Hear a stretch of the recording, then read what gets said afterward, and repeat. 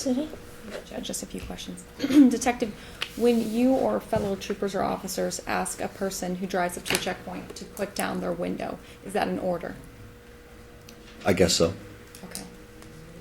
Are you aware that checkpoints are also called administrative roadblocks? Yes.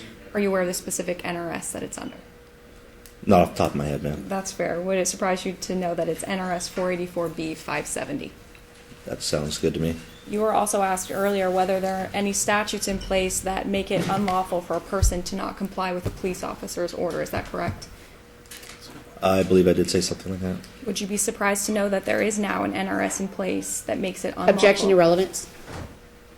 Judge, that's what this whole case is based on. That it is now unlawful for a person to not comply with orders of a police officer. Was that what was in effect at the time? Yes, Judge, I believe it was added in the NRS in 1987. That's what my statute says. Okay. Okay. Go ahead, Sid. Detective, would you be surprised to know there is actually a statute in place that makes it unlawful for a person to comply with orders at an administrative roadblock? Objection. Speculation. You know, I'm going to allow it because I gave you a lot of leeway, Mr. Stillwell, with a lot of things with respect to whether this officer even would know or have an opinion on the type of things that you've asked. So, I think I think that's fair. I'm going to let it in. So go ahead, ask your question again, please. Sorry, Detective.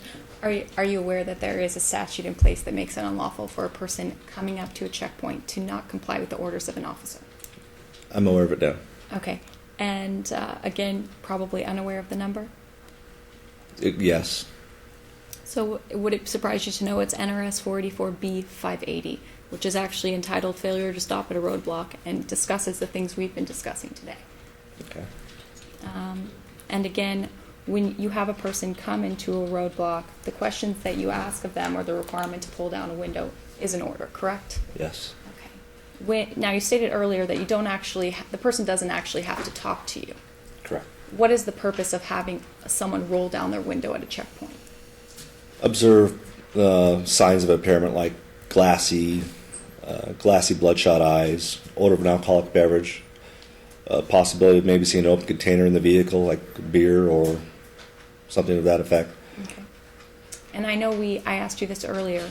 This occurred on February 5th, 2011, correct? Correct. That's when the checkpoint was set up? Correct. How long did that checkpoint actually go? I believe they started like at 7 p.m. and go to 3 a.m. Okay. So it wouldn't surprise you if this exact infraction occurred on February 6th? No. Judge, at this time I have no further questions. Okay. Anything else you want to follow up on? Yeah. Do you have any personal knowledge at all whether I rolled the window down or not? I believe this is asked and answered, Judge.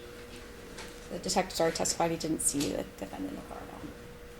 Well, that's true. So it's okay. You can answer the question. I think that was. I did not see you in your vehicle. So as far as your window, I couldn't tell you. With your checkpoints, are you instructed that it's okay to have people pop their trunk or look under the floor mats when they're driving through? I have no idea what you're talking about. Can you order somebody to pop their trunk? No. Okay. So that would be a lawful order only if you had probable cause that there was a crime afoot, right? Judge, I'm just going to object as to relevance. It's not relevant to the case at hand whatsoever. Okay. We're way far beyond now where we started with respect just to your issues and the cases. I'm going to sustain the objection. Do you have another question, Mr. Stillwell? We'll call it good right there. Okay. Anything else? No, Judge. Thank you, Detective. Have a seat for me, please, outside. Don't discuss your testimony with anyone. At this time, City calls Trooper Lewis, although I think her last name has changed. Okay. Trooper Lewis. I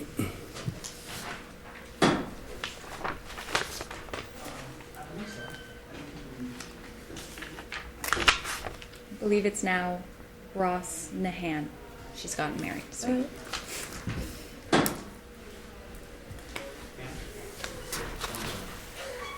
Come on up for me, Trooper. Please raise your right hand when you get to the witness stand.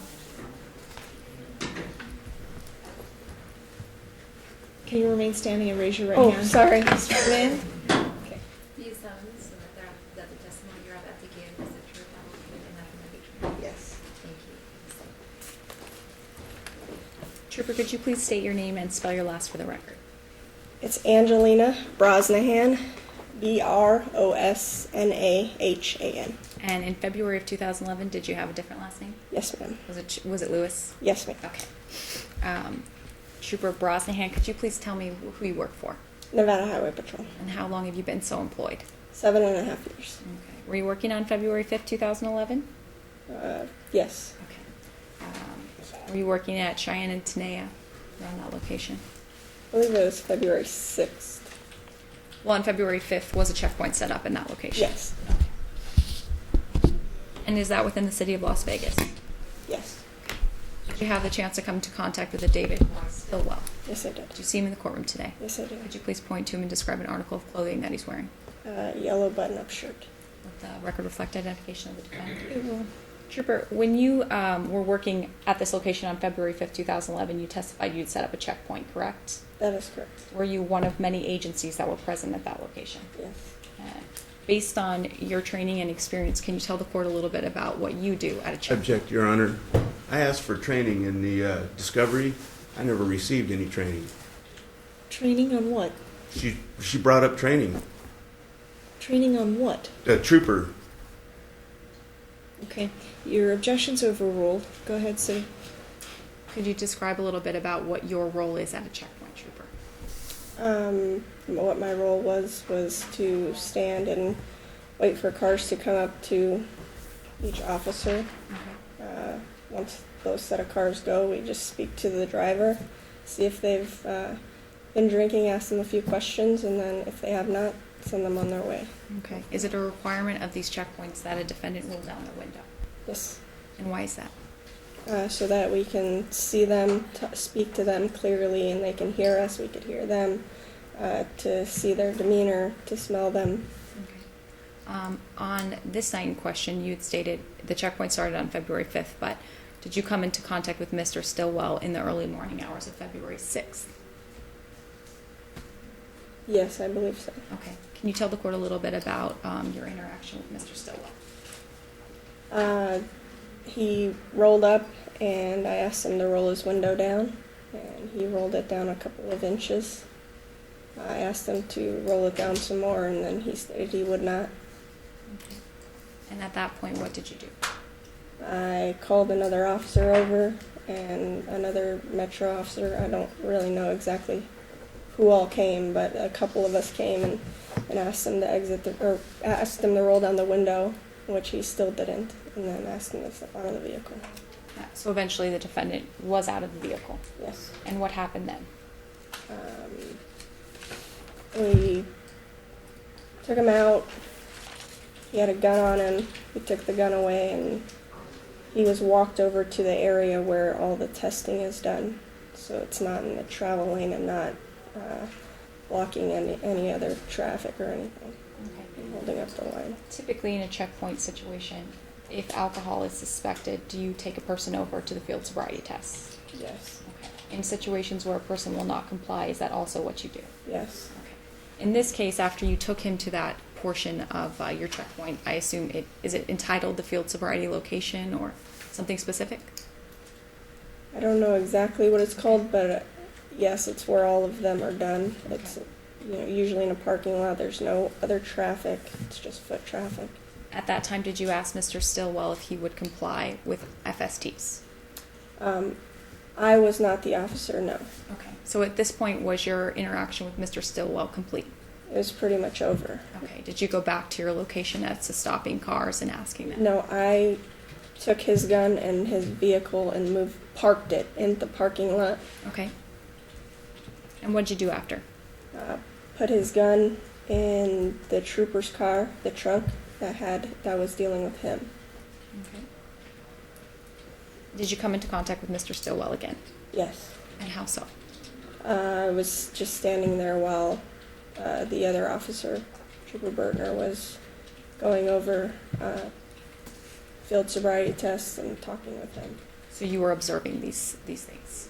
Yes. Did you stay with Mr. Stillwell and Trooper Bertner for the entirety of his interaction with your department? Somewhat. The majority of it, yes. Was the defendant complying with any of the requests from Trooper Bertner? No. Okay. And how so? I believe he refused to do field sobriety test, and then I remember her waiting to do the evidentiary breath. Okay, so in a situation like these in checkpoints, if a person refuses FSTs, what is your next recourse? And assuming they are under the influence or are If you not. believe they are, I mean, at this point, at a point that a person's taken to a field sobriety location, would you have believed they were under the influence? Yes. Okay. So if a person were at that location and refused field sobriety tests, what do you then do?